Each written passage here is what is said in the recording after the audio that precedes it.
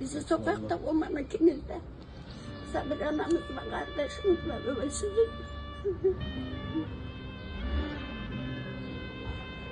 Ah benim yavrum. Ezan okunurken geldik. Biz bir müjde vermeye geldik. Gözler olsun. Hayır mı? Evet. Sen benim resimde görünen sen misin?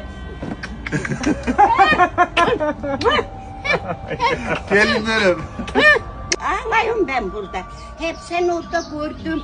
Bir resmini gördüm. Bir müjde vereceğim. Bir gözünü kapat. Bismillah. Senin şeyi vardı ya. He, Bak onlar ne oldu şimdi. ne oldu yavrum? Ödendi bitti. Sen ne yaptın anana yavrum? Bak işte sözümüzde durduk. Ben ona veremedim. Hastalıklı etti beni. Nereden geldiniz yavrum? Siz melek misiniz?